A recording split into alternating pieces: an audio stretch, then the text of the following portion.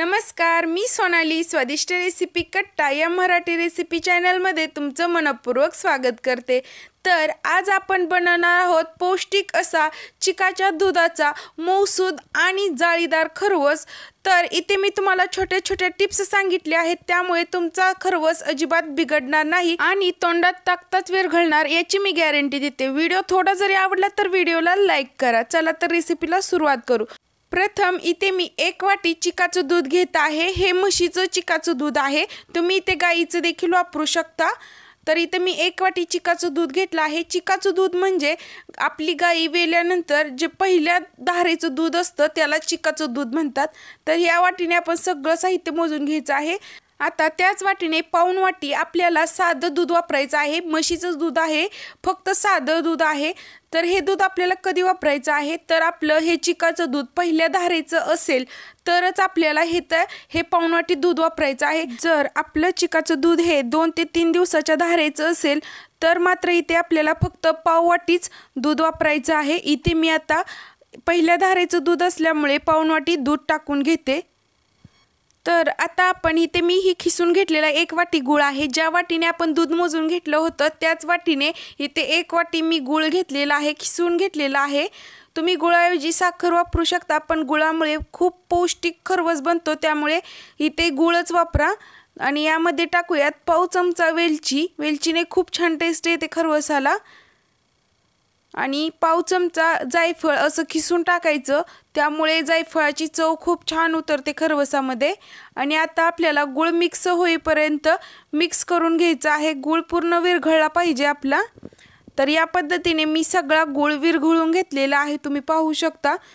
दुधामध्ये गूळ पूर्णपणे विरघळलेला आहे। आता मी इथे जो केक टीन असतो तो घेतलेला आहे, तुमच्याकडे नसेल तर तुम्ही इथे कुकरचा डब्बा देखील घेऊ शकता।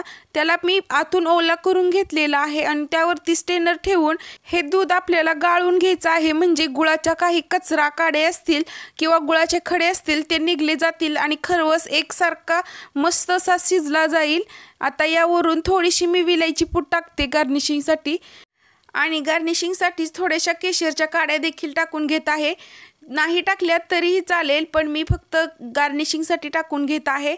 आता हे चिकाचं भांडं आपल्या खरवसासाठी तयार झालेलं आहे। आता आपण पुढची प्रोसेस पाहूयात। तर गॅसवरती मी ते एका पातेल्यात पाणी उकळत ठेवलं आहे आणि खाली त्यावरती असं स्टँड ठेवलं आहे।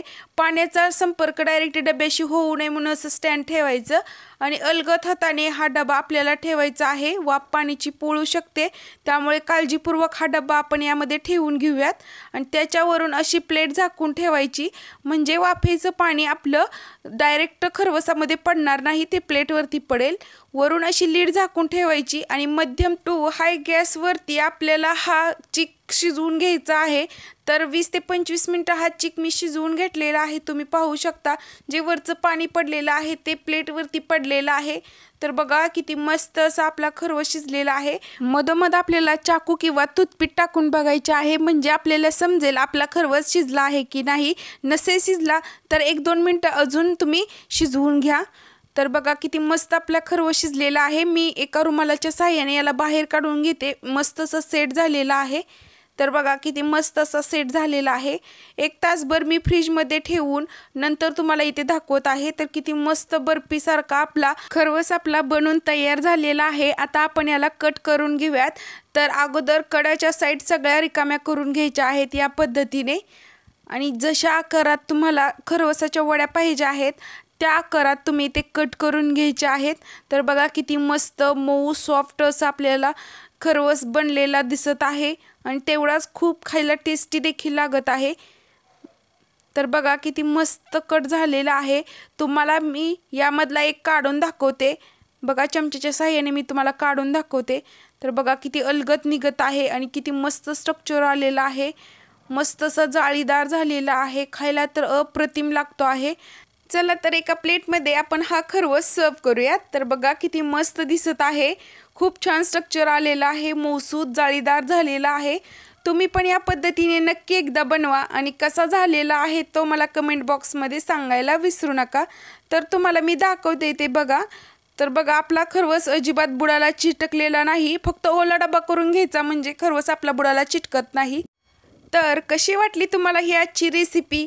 इथं मी जे प्रमाण तुम्हाला सांगितलं आहे त्या प्रमाणात तुम्ही एकदा नक्की ट्राय करून बघा आणि कसा खरवस होतोय तर मात्र सांगायला मला विसरू नका. तसेच व्हिडिओ आवडला तर एक लाईक नक्की करा. चॅनलवर तर नवीन असाल तर चॅनलला सबस्क्राईब करायला विसरू नका. सबस्क्राईब करूनच शेजारीलच बेल आयकॉनवर क्लिक करून ऑल प्रेस करा, म्हणजे माझ्या व्हिडिओचं नोटिफिकेशन तुमच्यापर्यंत येईल आणि तुम्ही माझी कोणतीच रेसिपी मिस करणार नाही. तर अशा छान छान रेसिपीला सपोर्ट करण्यासाठी स्वादिष्ट रेसिपी कट्टा या मराठी रेसिपी चॅनलला नक्की सबस्क्राईब करा. व्हिडिओ पाहिल्याबद्दल धन्यवाद.